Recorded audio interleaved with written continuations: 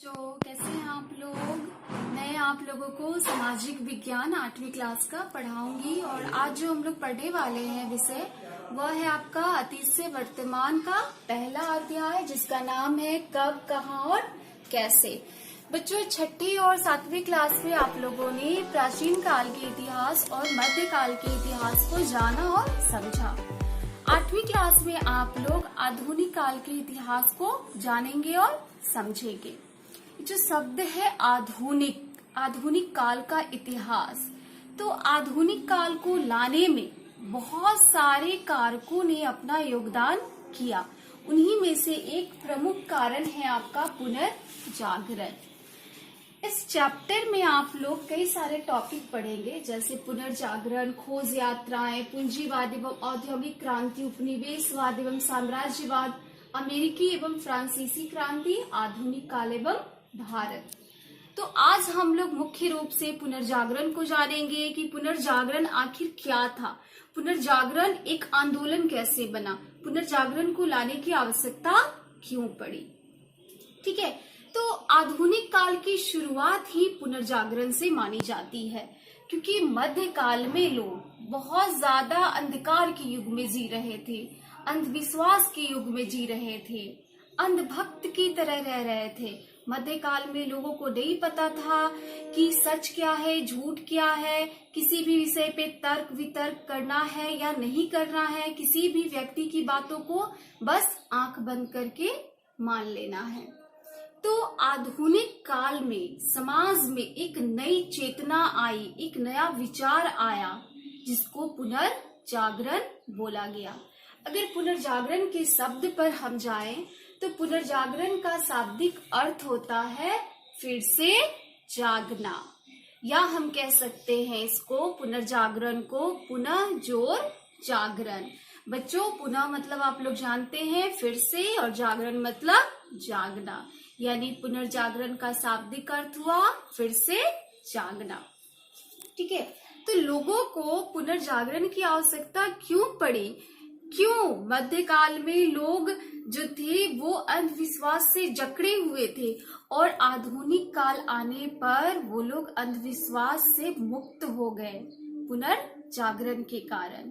ठीक है बच्चों, तो पुनर्जागरण वह आंदोलन था जिसके द्वारा पश्चिम के राष्ट्र मध्य युग से निकलकर आधुनिक युग के विचार और जीवन शैली अपनाने लगे।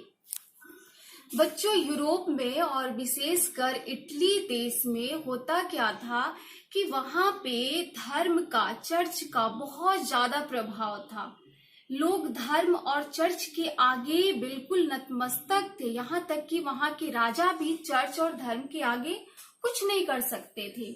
चर्च के जो पादरी होते थे वो लोगों को गुमराह करते थे धर्म के नाम पर, ईश्वर के नाम पर, और लोग भी उनकी बात स्वेच्छा से आंख बंद करके बिना कोई तर्क वितर्क किए मान लेते थे। बच्चे आप पूछ सकते हैं कि पादरी किसको कहेंगे, चर्च क्या है। तो जैसे हिंदुओं के, मुस्लिमों के जो धार्मिक गुरु होते हैं, जैसे हिंदुओं के पुजारी, मुस्लिमों के मौलवी, वैसे ही क्रिश्चियन धर्म में जो पुजारी होते हैं उनको पोप या पादरी कहा जाता था। तो एक तरह से हम बोल सकते हैं कि मध्य युग में या मध्यकाल में चर्च जो था वो पूरे जनजीवन पर उसका प्रभाव छाया हुआ था।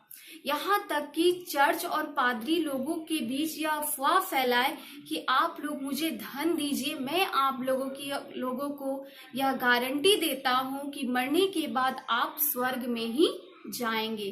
तो बच्चों क्या ऐसा संभव है? क्या आज के समय में, आज आप लोग आधुनिक युग में जी रहे हैं, थोड़ी कल्पना कीजिए कि अगर आप मध्यकाल में होते और इस बात को आप आराम से मान लेते, कोई आपसे कहता कि आप मुझे पैसे दीजिए, मैं आपको भगवान के दर्शन करा दूंगा, या आपको मरने के बाद मोक्ष मिलेगा या ईश्वर मिल जाएंगे, क्या यह संभव है? नहीं, क्योंकि आज आप वैज्ञानिक युग में जी रहे हैं। आज आप हर बात को सत्य मानने से पहले एक बार सोचते हैं, विचारते हैं। लेकिन मध्यकाल में ऐसा कुछ नहीं हुआ था। लेकिन कहा जाता है ना कि हर समय कुछ अगर अच्छा होता है कुछ बुरा भी होता है। तो मध्यकाल में भी कुछ समाज में ऐसे विचारक, ऐसे विद्वान पैदा हुए जिन्होंने लोगों को आंदोलित किया, जागरूक किया कि आप धर्म को आंख बंद करके किसी की भी बात को मत मानिए। ठीक है, तो बच्चों इस आंदोलन की शुरुआत 15वीं शताब्दी में इटली में हुआ और यह एक बौद्धिक आंदोलन था। यह आंदोलन किसी शस्त्र से नहीं लड़ा गया बल्कि विचारों से लड़ा गया, विचारों के लिए लड़ा गया। ठीक है, और इस आंदोलन ने लोगों को स्वतंत्र रूप से सोचने और पहले से चले आ रहे सिद्धांतों पर प्रश्न उठाने के लिए प्रेरित किया। यानी इस आंदोलन के कारण लोग जागरूक हुए, लोगों में वैज्ञानिक सोच विकसित हुई। अब लोग किसी भी विषय पर तर्क वितर्क करना शुरू किए और यही पुनर्जागरण का प्रतिफल था। तो बच्चों आज हम लोगों ने पुनर्जागरण को जाना। आप लोगों को बच्चों घर से पुनर्जागरण का अर्थ लिख करके लाना है। ठीक है बच्चों।